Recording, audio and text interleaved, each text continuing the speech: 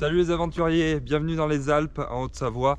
Là on est dans la commune de Saint-Sigismond et je vais aller rencontrer un grand monsieur dans le monde de l'alpinisme.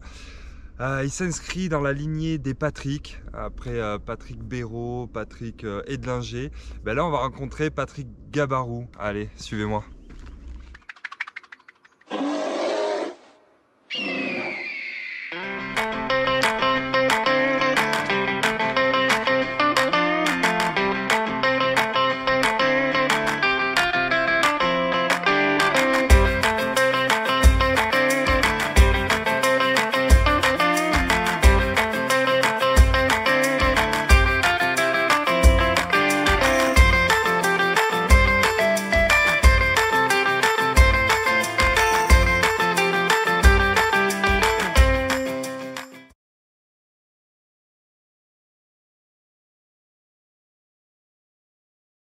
Qui sont dans, tu vois, regarde aujourd'hui, tu as l'immense mer de nuages. Oh, c'est pas la brume, là, c'est la mer, l'énorme mer de nuages qui vient du lac Léman, qui recouvre tout. Tu vois, et nous, comme des bienheureux ici, là, en t-shirt, c'est assez stupéfiant. Hein. Bon, alors, tu veux découvrir un petit peu, là, tu vois. Un peu ton univers. C'est un peu le bazar parce que j'ai.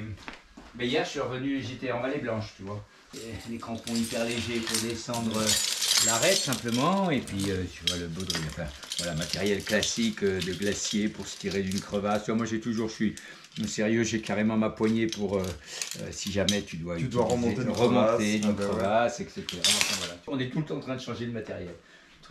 Les pots de phoque, le ski de randonnée, la vallée blanche, la cascade de glace. Ah ben ça embrasse les bateaux. Petit mur d'escalade pour... moi le petit mur d'escalade, en fait c'est des amis qui me l'ont fait il y a longtemps.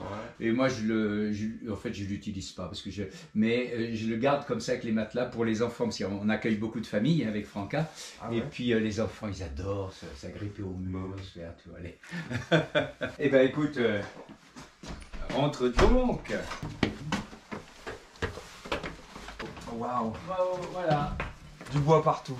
C'est ça qui est magique dans les Alpes. Ah ben là, c'est la... Et puis toi qui es des Pyrénées, quand même, tu vois, il y a la petite Vierge Notre-Dame de Lourdes qui veille sur nous. Parce que moi, c'est vrai que je suis un grand amoureux de Notre-Dame de Lourdes. C'est vrai. Est-ce que je peux regarder ta bibliothèque? Moi, on m'a dit, pour connaître une personne, il faut regarder un petit peu sa bibliothèque. Oui. Je vois les éditions Guérin, c'est plutôt bon signe. Ouais, je suis pas. C'est surtout des livres qu'on m'a donnés, ça, tu vois. Moi, je suis pas trop Guérin, je suis plus Samivelle, tu vois. Alors. Voilà, ben, je sais pas si tu connais Samivelle. C'est un auteur extraordinaire qui est malheureusement inconnu, qui a écrit des livres, tu vois, par exemple, L'œil émerveillé, ou La nature comme spectacle. C'est quelque chose de extraordinaire. Et puis il a écrit beaucoup sur la montagne, mais pas seulement. Il a écrit aussi, regarde, Soleil de Provence. C'est une écriture inimaginablement belle. Ça fait partie. Ah oui, tu connais pas Samivelle? Pour moi, c'est presque l'auteur de montagne. Hein. Et il a écrit des livres, regarde, tu connais pas ça par exemple, l'opéra d'épique. Attends, regarde. C'est des aquarelles absolument extraordinaires. Tu vois, en noir et blanc. Là. Regarde, là, tu vois le petit bout de caillou qui est là, puis qui n'est pas tombé encore, et c'est marqué juste 20 siècles d'histoire. Voilà, tu peux méditer sur chacune des images. Là, par exemple, regarde, le soir. Un beau petit bivouac. Enfin pauvre, ou les vacances du multimillionnaire, le vrai. Le vrai riche. Je vous remercie, mes sœurs les montagnes, de m'avoir finalement mené par des voies longues et difficiles jusqu'à cette table ronde. Vous m'avez saisi dans vos mains rugueuses et, de l'adolescent, vous avez lentement tiré un homme. Vous m'avez consolidé le corps et le cœur. Vous avez tendu ensuite d'innombrables pièges à ce corps et à ce cœur périssables, afin qu'ils en triomphent fraternellement côte à côte. Et voici que maintenant, j'ai cessé de m'effarer de votre grandeur et de ma petitesse, et de votre invincible permanence, comme j'ai cessé de confondre l'absolu avec ses visages, et la voix des grands abîmes avec celle de Dieu. Je sais qu'il témoigne seulement pour un espace de miséricorde, quelque part, au-delà des apparences. Ah, ça, c'est Samivelle, tu vois. C'est beau. Moi, par contre, tu vois, je connais ça, Gaston Rébuffat. Ah ben, Gaston Rébuffat, oui. Ah, voilà. Mais Gaston Rébuffat, moi, si tu veux, j'étais un jeune adolescent de Seine-et-Marne, en fait. Et dans la bibliothèque de mon lycée, quand je suis arrivé en seconde, j'ai eu accès à la bibliothèque des grands. Et là, il y avait 2 livres seulement de Gaston Rébuffat. Je ne sais même pas si je les ai. Si, il y avait Mont Blanc Jardin Féerique. Et puis Servin, j'ai dû le prêter. On ne me l'a pas rendu, comme d'hab. Mont Blanc Jardin Féerique. Et c'est des livres pendant 1 an. J'étais en seconde, j'ai 14 ans, je crois, 14-15. Et là, j'ai regardé ces livres. Je passais de l'un à l'autre. J'étais le seul dans ma classe à être intéressé par ça. Et ça avait été une vraie révélation. Et oui, parce que tu n'es pas montagnard de naissance. Ah mais moi pas du tout. Tu l'es devenu, tu as été piqué grâce à ces livres en fait. Voilà, en fait, si tu veux, ces livres-là, ils m'ont révélé l'alpinisme, mais c'est pas ça qui m'a passionné. Ce qui m'a passionné, c'est la beauté des montagnes dans les livres. Et j'étais très sportif, j'étais donc en Seine-et-Marne, on faisait des jeux de bois, des trucs, on était très libre à l'époque. Et parce que j'avais la chance d'être dans un internat en fait à la campagne. Et si tu veux, j'aimais énormément, mais il me manquait quelque chose, il me manquait une sorte de mystère. Et j'ai découvert à travers ces livres, en fait, le mystère du relief. Tu vois la montagne et derrière, qu'est-ce qu'il y a et j'ai senti que c'était comme une réponse. Et j'ai pas rêvé de faire de l'alpinisme, je ne pensais pas en être capable, j'étais très sportif, mais c'était un autre monde. Mais de venir en montagne. Et de marcher, de voir les sommets, de faire le tour du Cervin. J'imaginais jamais qu'un jour j'irais au sommet du Cervin. Puis ça ne m'intéressait même pas particulièrement à ce moment-là. Tu vois, c'est drôle. Hein, ah ouais. Des fois la vie nous mène à... Et puis en rêvant comme ça, j'ai emmené mon frère, qui était mon grand frère, dans mes lectures. Et puis lui aussi en avait d'autres et tout. Et on s'est retrouvés tous les deux dans une famille qui n'est pas du tout montagnarde. Tous les deux guides de haute montagne. Ah ouais. Philippe. Ah, ton frère Philippe, aussi. mon frère. Okay. Ouais, voilà. Je vais essayer de te présenter d'après mes informations. Parce que ça fait pas très longtemps en fait que je te connais. Ah oui. Et non. En fait, c'est mon ami Eric qui m'a parlé de toi. Et c'est vrai que je t'avais vu en fait. Le fait de voir tes films là récemment, je me suis dit mais je l'ai déjà vu il y a très longtemps. Mais t'étais passé comme ça. Peut-être. Et en fait, donc tu es guide de haute montagne. Oui. Tu as ouvert plus de 300 voies des Alpes jusque dans l'Himalaya, voilà.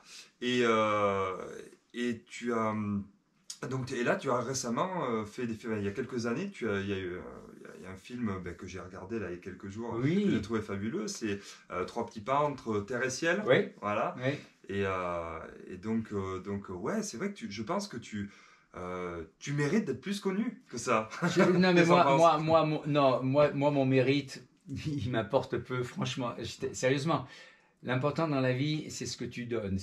Tu vois, moi, je te dis, je suis un petit garçon de la Vierge, et la Vierge, voici la servante du Seigneur. L'important dans la vie, c'est de servir avec amour. Mais vraiment, après, selon ce à quoi tu es appelé dans ta vie, tu seras peut-être appelé à quelque chose de plus dur, de plus brillant, de plus modeste, de plus caché. C'est pas important, c'est l'amour que tu mets dedans. Et moi, je cherche pas à être connu et tout. Par contre, s'il y a des lumières qui t'ont été données, c'est important de les transmettre, d'en témoigner, tu vois. Et c'est pour ça d'ailleurs que moi je parle de la montagne. Moi la montagne c'est quelque chose de profondément beau pour moi, au niveau déjà simplement d'une expression particulière de la beauté du monde, mais aussi parce que tu vas y vivre des choses fondamentales de l'expérience humaine, de l'effort. Tu ne peux jamais réussir, gagner quelque chose sans effort, sans une certaine souffrance, sans une certaine ascèse. Et en même temps, tu vas avoir des moments rudes et des éblouissements qui vont te permettre tu vois. Et ça, pour moi, c'est un peu une métaphore de la vie spirituelle, parce que bon voilà, je suis un passionné de montagne, mais je suis encore plus un passionné de la Vierge, de Jésus et tout. Et d'ailleurs, si tu regardes ma bibliothèque, tu n'as pas tout vu, j'ai beaucoup de livres sur le linceul de Turin, sur...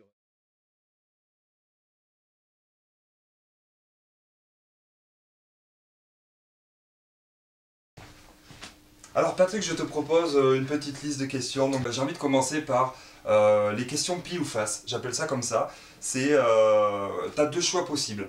À toi de t'orienter vers ce que tu préfères. Ça te dit? C'est parti. Peut-être je connais pas. Alors voilà. C'est très simple. Regarde, première question. Servin ou Mont Blanc? choix qui nécessite réflexion quand même. Oui, parce que c'est sur les deux montagnes qui m'ont inspiré quand j'étais... et sur lesquelles j'ai vécu des choses un peu extraordinaires. Mont Blanc, avec mes amis, j'ai réalisé 20... Je parle que du Mont Blanc, hein, on parle bien que de la montagne du Mont Blanc. Pour moi, c'est la cathédrale de la Terre, cathédrale de lumière. Les 4 versants italiens, enfin, c'est un monde, j'ai dit, c'est l'archétype de toutes les montagnes du monde. Et puis le Cervin, c'est la montagne des rêves de gamin. Hein. D'ailleurs, moi j'ai tout un montage qui s'appelle Cervin, rêve de gamin. Et alors, on va prendre le Cervin parce que c'est plus simple, mais j'adore le Mont Blanc et tout. Mais là, tu dois en choisir qu'une. Ah, je vais en choisir qu'une. Alors, je choisirais, allez, je vais te dire le Cervin. Ouais. Comme ça. Ok. Refuge ou bivouac? Refuge. Aigle royal ou gypaète barbu? Gypaète. Excellent choix. Hiver ou été? Été. Fondue ou raclette? Fondue. Les bronzés font du ski ou 7 ans au Tibet? Oh, les bronzés font du ski. Georges Brassens ou les Rolling Stones? Georges Brassens. Tisane ou Génépi? Génépi à respirer. À respirer, ça veut dire quoi? Ah, d'accord, ok. À humer. Tu bois pas d'alcool? Si, mais pas beaucoup. Pas beaucoup. Okay. Adrénaline ou dopamine? Dopamine. Et la dernière, Épicure ou Sénèque? On va dire Sénèque, mais... Le stoïcisme? Tu aimes bien le... Ouais. Non, c'est pas la forme de pensée, oui, voilà, c'est ça. C'est compliqué. C'est toujours les oui et non, il n'y a pas de nuance. Or, la vie n'est faite que de nuances. C'est vrai. C'est vrai, c'était nul. Bon, on est d'accord. Bon, on va enchaîner sur des questions un petit peu plus élaborées. Quels sont les 3 outils essentiels pour affronter l'inconnu selon toi? On commence par du lourd. Ah, du lourd hein. Les 3 outils essentiels. Ben, en fait, j'aimerais qu'on revienne un petit peu aux origines. Il y a pas mal d'années en arrière, quand tu es arrivé en montagne, quand tu as découvert un peu ce milieu-là, voilà, de quoi tu t'es armé? Parce qu'en fait, c'est pas simple quand tu es campagnard ou citadin et que tu arrives dans ce milieu qui est immense et qui est hostile. Et se dire, bon ben voilà, je vais aller gravir telle montagne, je vais aller faire des voies que des gens n'ont jamais fait. Voilà. Comment faut-il être armé pour faire ça? Alors, qu'est-ce que je vais dire? Enthousiasme, physique et volonté. D'accord, ok. Quelle est pour toi la plus belle expérience en montagne? Quelle a été la plus belle expérience en montagne? Est-ce qu'il y en a une qui se détache du reste? J'ai vécu tellement de choses. Alors, je dirais il y a 2 choses. Il y a la journée que j'ai vécue hier, avec 3 femmes, en descendant la Vallée Blanche. J'étais pas remonté à l'Aiguille du Midi, d'ailleurs, depuis 2 ans, avec toutes les histoires. Et donc, à la fois, c'est un extraordinaire paysage qui est rentré complètement en toi et tu le vois de manière naturelle, et en même temps avec l'œil émerveillé du gamin. Et puis, et puis sinon dans les souvenirs, il y en a tellement, je pourrais te dire quoi, par exemple, la face nord directissime des Drues, qu'on a ouverte avec mon meilleur ami Alexis Long, qui est mort en 92 maintenant. Et alors c'est une histoire à la fois très belle, fantastique au niveau de la ligne, au niveau des difficultés, face nord directissime des Drues, quoi, juste extraordinaire. En même temps, cette directissime s'appelle Jean-Claude Bertrand. Jean-Claude Bertrand, c'est l'ami de Montpellier qui m'a mis le pied à l'étrier en montagne, en quelque sorte, qui avait à peu près mon âge, qui est mort en montagne au petit matin, tout un éboulement de parois qu'il a détruit. Cette voie s'appelle donc Directissime Jean-Claude Bertrand, 13 ans après sa mort, et Alexis n'est plus là non plus. Donc il y a les 2 choses à la fois. Et juste dans la directissime des Drues, ce qui est merveilleux, c'est que le papa d'Alexis nous a accompagnés jusqu'à la base, et après on a largué les amarres, et comme toujours avec Alexis, on a passé là 3 jours d'osmose totale. On s'appelait les jumeaux de la montagne, on était merveilleusement bien ensemble. On a grimpé 13 ans ensemble, donc souvent dans des choses difficiles, aléatoires, avec le mauvais temps, l'orage, des fois le beau temps aussi, mais bon, il y a de tout. Enfin, voilà, la dureté de la montagne. Et jamais il nous serait venu à l'idée, enfin, juste, c'était impossible, c'est pas le seul, mais d'avoir un demi-mot de travers par rapport à l'autre, quoi. Voilà. Tout le secteur du Mont Blanc, c'est une montagne qui est extraordinaire, mais qui est aussi très meurtrière. Bien sûr. Mais justement, ça m'amène à cette question, comment fait-on pour rester en vie? Alors, déjà, dans un premier temps, il faut être à la fois enthousiaste et peureux. Voilà. D'accord. La peur salutaire. Ouais. La peur salutaire, qui ne te paralyse pas, mais qui te rappelle toujours, constamment, tu es fragile, tu peux mourir. Et on en a, hélas, beaucoup d'exemples. Hein.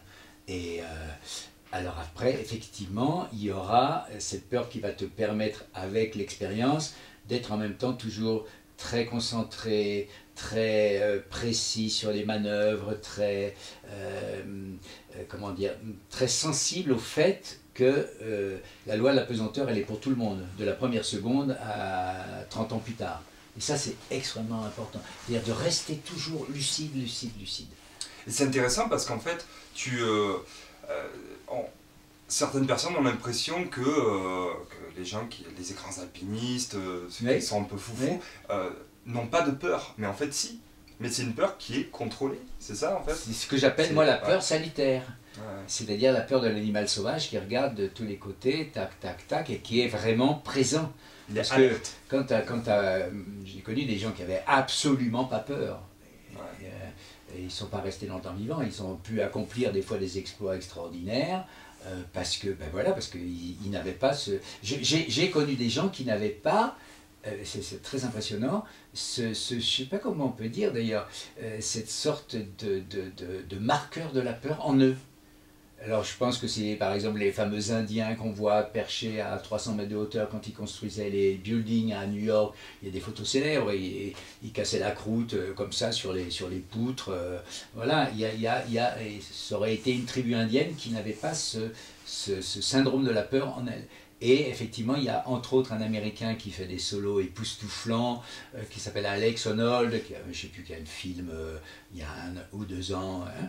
Et lui, on fait des études, entre autres, parce qu'il semble que, voilà, lui, il n'a pas le sentiment de la peur en lui. Donc, j'ai connu quelqu'un qui était pareil, Jean-Marc Boivin, avec qui j'ai gravé un certain nombre de choses, qui a accompli des exploits extraordinaires, mais il n'avait pas peur, simplement pas peur du tout. Alors, bon. Donc c'est la peur. Mais alors après, pour répondre précisément à la question quand même, qu'est-ce qui fait un vieux guide? Ben, c'est quelqu'un qui effectivement assez souvent est allé un vieux guide ou un vieil alpiniste, parce que guide, ça peut... Bon, c'est quelqu'un qui a souvent été au bord de la limite, mais en côtoyant la ligne rouge, mais en étant conscient, et puis, de toute façon, qui a eu de la chance et qui a été protégé. Ça, c'est clair pour moi. Mais moi, je parle aussi en tant que chrétien. Il y a des choses dans ta vie qui ne t'appartiennent pas. Et je sais que, par exemple, au Mont Blanc, avec François Marcigny, on avait ouvert la voie qui est un peu la plus célèbre du Mont Blanc. Tu dois la connaître de nom, qui s'appelle Divine Providence. Et là, bon, il y a eu comment dire, un enchaînement de circonstances qui, au relais, fait que moi j'étais en dessous et tout, j'ai fait une chute avec un très grand pendule, et le relais qui avait été installé en haut, tout a sauté, sauf un point. Sinon on était 600 mètres en bas, et voilà. Et on a appelé Divine Providence en disant, enfin c'est moi qui ai un peu convaincu François, en lui disant, il y a des choses qui ne nous appartiennent pas, pourquoi est-ce qu'on est encore vivant là, alors que d'autres, bien plus prudents, bien plus sont morts. Voilà, c'est qu'il y avait certainement quelque chose qu'il fallait qu'on reste, qui faisait qu'il fallait qu'on reste en vie. C'est la seule fois où tu es passé vraiment à côté de la mort, ou il y a eu d'autres fois? Bien sûr, de toute façon, tout ce qui est chute de pierre, chute de sérac, danger objectif, puis erreur humaine aussi. Non, bien sûr que non, moi j'aime beaucoup aussi parler de ça, de gens qui ne sont pas connus et qui sont exceptionnels, comme Frédéric Jantet, Qui connaît Frédéric Jantet? Il n'a pas été piolet d'or, il n'a pas été... Titi Jantet, le fameux Titi Jantet. Et ce gars-là a accompli un nombre de choses inimaginables en ski, en alpinisme, et il y a 2 mois, dans les falaises de Léonidio en Grèce, il assurait quelqu'un, bon, tu vois, vraiment, là, les vacances, hein, et au-dessus, il y a quelqu'un beaucoup plus haut qui a détaché une plaque de rocher énorme qui s'est brisée en 1000 morceaux, et il y a un morceau qui l'a atteint, il est mort sur le coup à 48 ans. Alors que, quelque part, il était indestructible, tu vois, c'est pour dire, il y a aussi le fait de la chance d'être protégé. Pourquoi est-ce que Alexis est mort à 33 ans alors qu'il était sur un sentier en train de monter vers un refuge et qu'ils ont entendu un bruit de fin du monde, etc. et que tout d'un coup, au-dessus de la moraine, sont arrivés des blocs de glace énormes parce que la langue terminale de ce glacier qui n'existe plus 25 ans, 30 ans plus tard, s'est rompue à ce moment-là. Et que lui, voilà, c'est que ce jour-là, il avait un rendez-vous. Alors, est-ce que toi tu ressens le renoncement comme un échec? Ah non, j'ai une volonté de faire, malgré moi, parce que je suis plutôt un émotif. Si j'avais pas fait de montagne, j'aurais jamais cru être capable d'en faire. Je me suis aperçu sur le terrain que j'avais vraiment le sang-froid. C'est-à-dire que, mais malgré moi, c'est des choses qui sont en toi, que tu vas découvrir aussi bien dans un temps, dans l'épreuve, dans un temps de guerre ou n'importe, pas spécialement, mais là pour moi, c'est en montagne, c'est-à-dire par rapport aux chutes de pierre, par rapport au truc, je suis là, je vois le truc, et tac, t'arrives, vraiment, t'es un homme d'action. Ça passe, et tu continues, et t'es pas là, ah, puis je peux plus, je sais plus quoi faire, tu vois, et ça, c'est quelque chose qui t'est donné, une sorte de froideur par rapport à l'épreuve. Et qui te permet de rester toi-même et de poursuivre ton chemin. Ça, c'est très étonnant. Et tu auras des gens dans la vallée qui vont être des powermen, etc. Et puis qui vont s'effondrer parce qu'ils n'ont pas le psychique qui correspond. Et ça, on ne sait pas pourquoi. Et moi, effectivement, je peux dire que je n'ai jamais eu le mal des rimets. C'est-à-dire le rimet, c'est la crevasse terminale avant la paroi. Et là, tu peux être là et dire, bon, mais tu as cette volonté qui te... Mais après, non, le renoncement, c'est évidemment pas un échec. Et puis, tu en prends... c'est dur, hein, parce que c'est aussi... comment dire... ça dépend, il y a des renoncements qui sont pas difficiles. Hein. On le voit dans ton film, justement. Vous êtes obligé de renoncer à un moment donné. Oui, oui. Avec, oui. Vous voyez que là, ça passe pas. Il y en a un qui est fatigué, alors, je crois. Dans le film, c'est simplement qu'il fait ciel bleu, mais après le mauvais temps de la nuit, un vent terrible, ouais. Il y a les avalanches qui tombent, et donc on sait qu'en tout cas pour nous, on n'est pas capable. Ouais. Il ne faut pas le faire, tu vas mourir, tu vas te trouver pris dans une avalanche, tu peux, voilà. Mais c'est pas toujours facile, parce que là, à ce moment-là, on est en forme, si tu es très fatigué. Et tout. Après, au niveau du renoncement, il y a beaucoup une question d'expérience. J'entends par là, d'avoir vécu des expériences.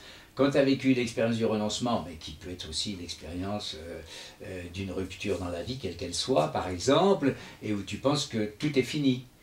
Et puis, petit à petit, les choses vont revenir. Et toi, tu as cette expérience-là que tu vas descendre, donc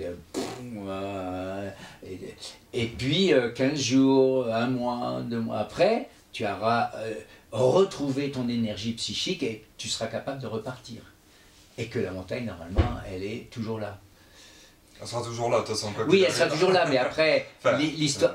Tu as tout à fait raison, mais dans un cadre comme le mien, par exemple, où on était un certain nombre passionnés comme Jean-Marc Boivin et tout, pour réaliser des itinéraires nouveaux, tu sais que peut-être que la voie ne sera plus vierge dans 1 mois non plus. Donc là, tu renonces parce que tu te dis, là, non, il ne faut pas. Mais peut-être que 3 jours plus tard, les conditions sont très bonnes, toi tu ne seras pas là et il y aura quelqu'un à ta place, tu vois ce que je veux dire.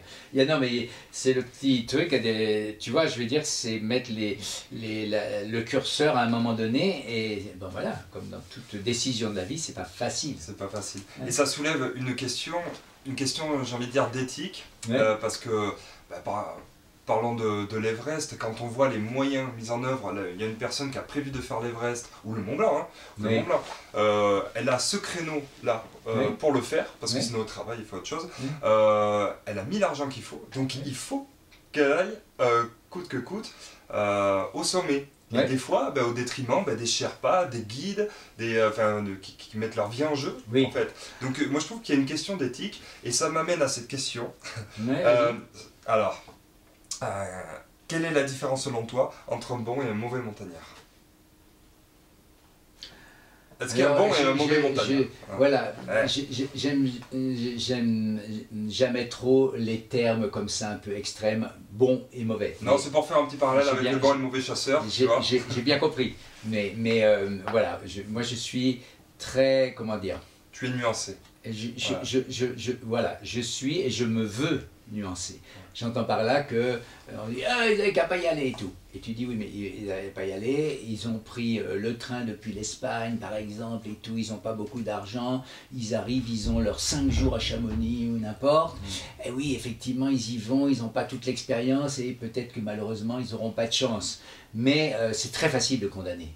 Tu vois, c'est beaucoup plus difficile, mais aussi beaucoup plus positif et beau de comprendre les tenants et les aboutissants et dire, ben voilà, et en espérant que l'expérience n'a pas été trop méchante, mais en même temps que les gens, ça veut dire qu'ils étaient enthousiastes, qu'ils avaient envie, etc.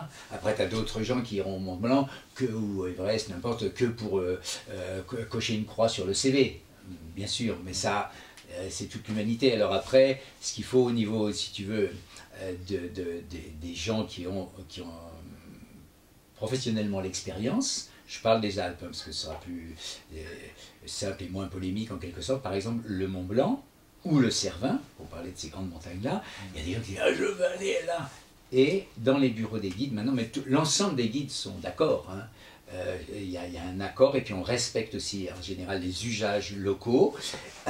Quelqu'un avant, il y a 40 ans, quelqu'un qui veut aller au Cervin, on lui dit bon, ben, ok, demain vous avez rendez-vous avec votre guide au refuge, c'est un chemin pour monter, puis après le guide vous emmène.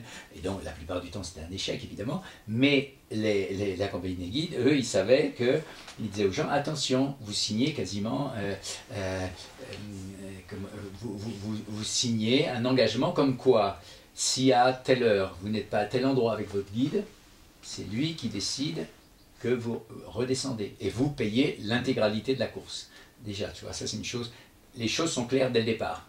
Monsieur, vous n'êtes pas simplement, c'est pas vous qui dites moi je mets ça sur la table et voilà, il y a ça, donc on respecte le guide. Et puis après, maintenant, pour ces montagnes-là, on impose, littéralement, quand on dit on impose, c'est toujours dans le cadre d'un dialogue évidemment, de faire au moins une autre ascension avant, pour s'acclimater, passer une nuit en refuge, utiliser les crampons, faire un minimum de petite escalade qui est suffisante techniquement pour la voie normale du Mont Blanc ou du Cervin. Donc maintenant il y a tout un, en général, un Mont Blanc c'est 5 ou 6 jours. Cervin même chose. On accomplit d'abord une autre ascension, etc. Donc les gens d'expérience globalement à un moment donné se mettent d'accord pour dire c'est une sorte de pacte qu'on propose, on ne se laisse pas emporter par quelqu'un qui veut absolument, et qui lui à la limite s'en fout de mourir, mais tu dis non mais moi je veux pas mourir, moi, parce que pas mourir pour moi et pour les autres, parce que je suis guide, je ne suis pas simplement le prestataire de service. De toute manière, tu me contrediras pas, mais dans nos métiers de guide ou accompagnateur en montagne, on a une obligation de moyens et non pas de résultats. Oui. C'est ce qu'on nous dit en tout cas.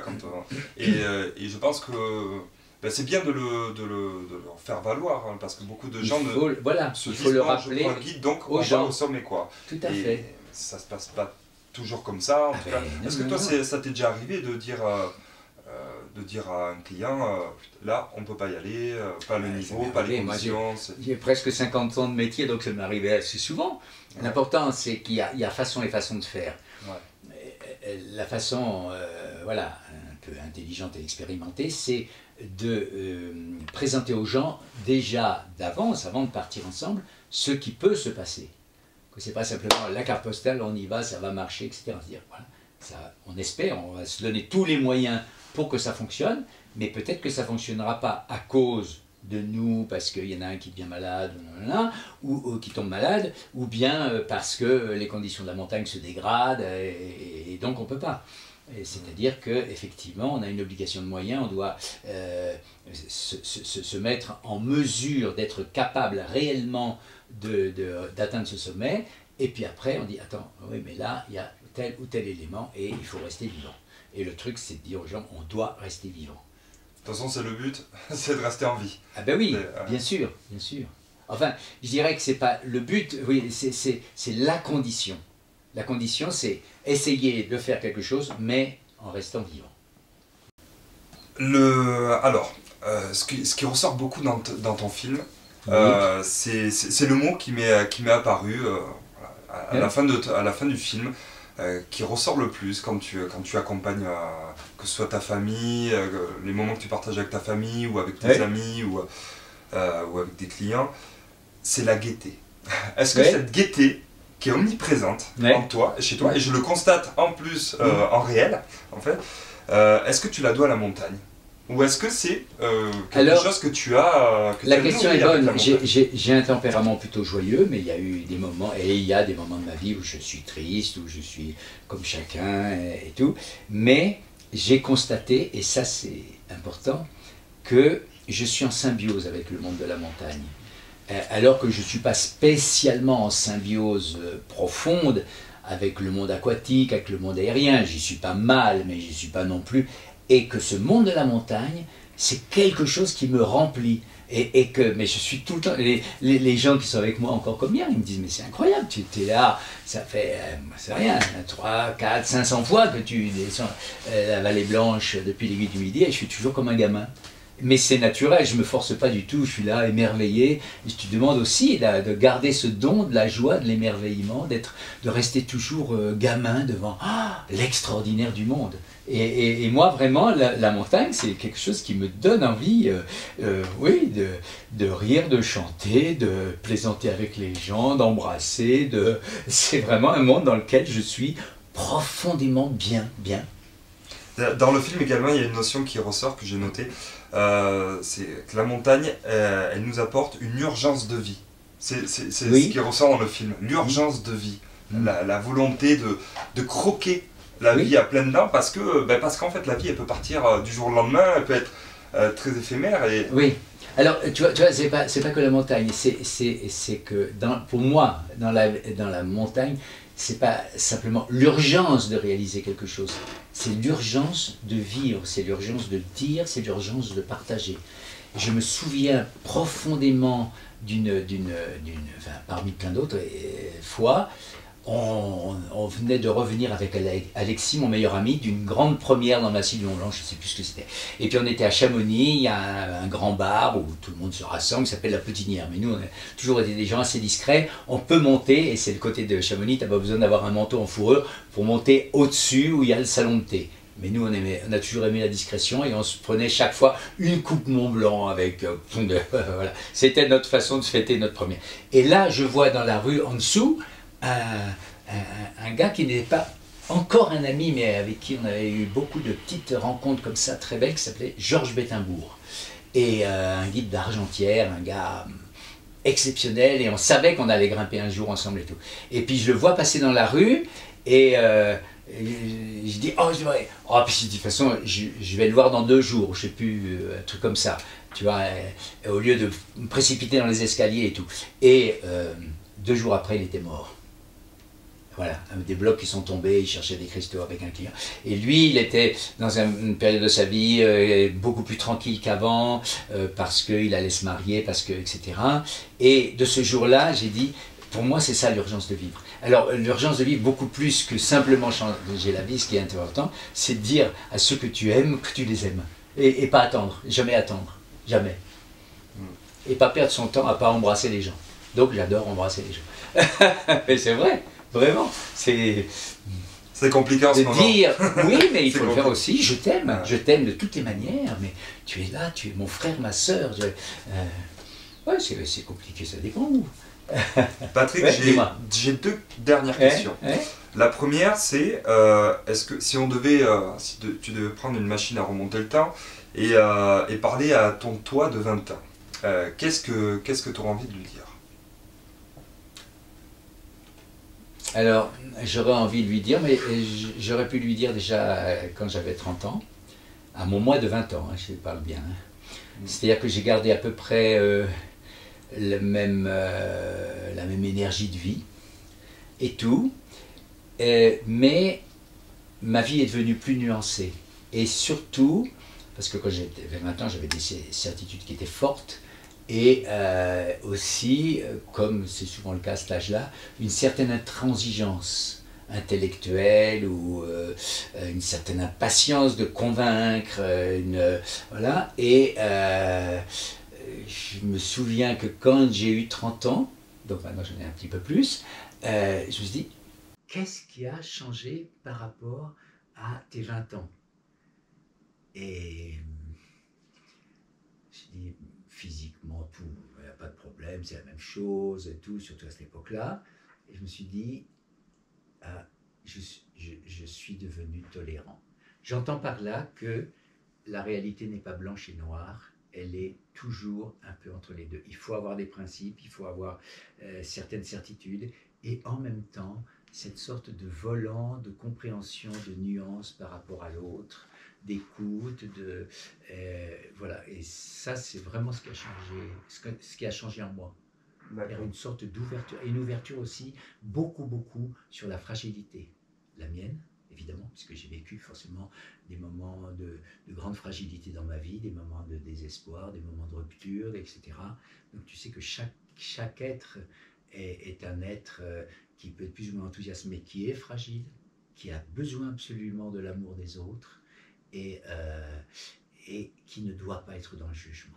Donc, de manière très profonde, ne juge pas, tu ne seras pas jugé quelque part, mais dans le sens de la compréhension profonde de l'autre, de l'essai de la compréhension profonde de l'autre, hein, de la rencontre, vraiment. Donc c'est ça que tu te diras à toi-même de 20 ans, pour éviter En fait, oui. La question c'est vraiment quelle erreur j'aurais pu éviter, quelle chose j'aurais pu... quelle étape j'aurais pu un peu sauter. Oui, voilà, oui. C'est dans oui, mais qu'il ne fallait pas sauter, parce que les expériences de la vie, ouais. Tu dois les avoir plus ou moins, et après, tu as ou pas la chance de rencontrer un grand frère ou une grande sœur qui va peut-être t'aider à passer plusieurs étapes, justement à ce niveau-là, parce que cette personne-là a une expérience de vie dont tu n'as pas conscience qu'elle puisse exister. Tu as 20 ans, tu n'es pas idiot, tu as un peu l'impression que tu as tout saisi. Mais en fait, tu n'as pas saisi le fondement de la vie, c'est-à-dire la fragilité, en fait. Ben, on va passer à la dernière question. Dis-moi. Si je ne te le souhaite pas, mais si tu devais partir demain, est-ce qu'il y a un message, un seul, que tu aimerais laisser derrière toi? Ah ben là, c'est très dur, hein, comme... Non, c'est pas dur du tout, parce que j'y pense tous les jours, je sais tous les jours, je peux dire, c'est que, en fait, la seule importance dans ta vie, c'est ce que tu as partagé et comment tu as aimé. C'est ça la seule richesse qui reste en vérité. Tu sais, j'avais entre autres, quand j'avais 15 ans, j'avais un certain nombre de maximes comme ça dans la tête, mais belles, qui me sont toujours restées. Et il y en avait une pensée de Pascal que je trouvais extraordinaire. Rude en même temps, mais extraordinaire, qui disait « Quelque belle que soit la comédie humaine en tout le reste, la fin est toujours la même. Une pelletée de terre, et en voilà pour jamais. » Simplement pour te dire que voilà, tout ce qui est finalement le superflu, l'argent, la gloire, finalement, ce n'est rien. Et donc, la seule chose qui puisse rester, la lumière qui peut encore habiter les autres, même après ton départ, c'est l'amour que tu as pu donner, que tu as pu partager, que tu as pu accepter de recevoir aussi. Donc, dans l'amour, c'est d'abord la fragilité, l'humilité, le vrai rapport à l'autre. C'est un très beau message. Bon. Écoute, merci beaucoup. Eh bien, génial. Merci beaucoup. À la prochaine. Je te fais un câlin. Merci pour cette belle interview. Et puis, écoute, voilà, je vous propose... Et ouais, comme c'est l'heure...